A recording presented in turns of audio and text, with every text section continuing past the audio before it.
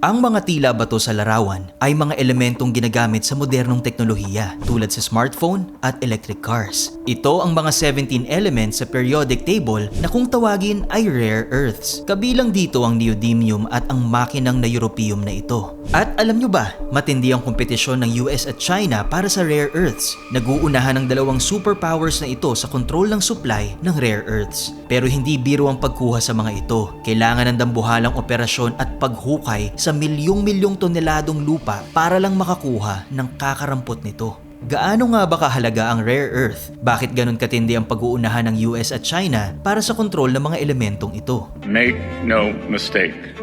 This is China versus the world. Ang rare earth ay tumutukoy sa grupo ng 17 chemical elements sa periodic table na ang atomic structure ay nagbibigay sa kanila ng espesyal na magnetic properties. Binubuo ito ng scandium, yttrium at ng 15 lanthanides gaya ng cerium, praseodymium at neodymium. Ayon sa mga eksperto, ang tawag na rare earths ay maling pangalan dahil ang ilan sa mga elementong ito ay karaniwan lamang na matatagpuan sa crust ng mundo. Ibig sabihin, abundant or sagana ang mundo natin sa mga elementong ito. Sa katunayan, ang cerium ay mas marami kaysa sa tin or lead at halos kasing rami lang ito ng zinc. So, kung marami naman pala nito sa mundo natin, bakit pa sila tinawag na rare o bihira? Hindi kasi ito tungkol sa dami nila. Tinawag silang rare dahil sobrang hirap nilang hanapin, kunin at i-process sa paraang kikita ang mga kumpanya. Madalas kasi silang halo-halo sa ibang elements kaysa sa malalaking deposito at napakahirap nilang paghiwalayin o i-process mula sa ibang minerals. Napaka-precious ng rare earth elements dahil mataas ang demand sa kanilang unique properties para sa high-performance energy devices. Limitado rin ang kanilang distribution at mahirap at environmental intensive ang pagmimina kaya't mataas ang kanilang strategic importance.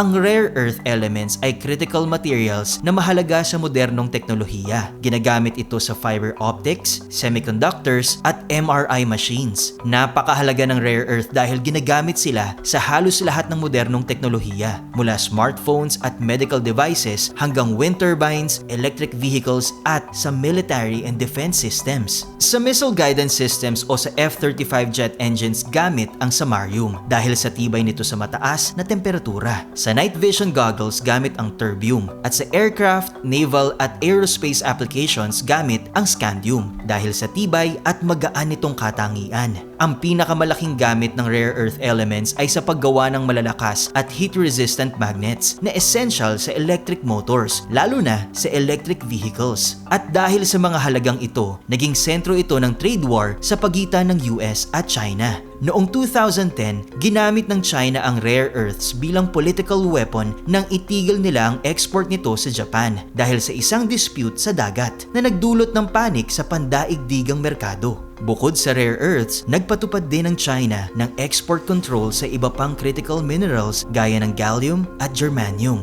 bilang ganti sa mga semiconductor restrictions ng Amerika. Kaya naman, nag-uunahan dito ang US at China dahil kritikal ang rare earth elements sa modernong teknolohiya, defense systems at ekonomikong leverage. Kasalukuyang namamayani ang China sa produksyon at kaya rin itong kontrolin ang supply at presyo na nagbabanta sa teknolohikal at militar na seguridad ng Amerika. Noong huling bahagi ng 2025, lalong tumindi ang trade war ng dalawang bansa dahil sa dominasyon ng China sa supply ng rare earth elements, kung saan kontrolado nila ang 91% ng global supply at 69% ng produksyon sa buong mundo. Bilang tugon sa mga taripang ipinataw ng US gaya ng banta ng extra 100% tariff sa China, ay gumanti ang China sa paraang pag-limit sa pag-export ng mga mineral na ito na nagresulta naman sa kakulangan sa supply ng Amerika at nagtulak sa kanilang palakasin ang sariling pagmimina upang mabawasan ang pagdepende nila sa China. Samantala, lutetium naman ang pinakamahal na rare earth metal sa buong daigdig.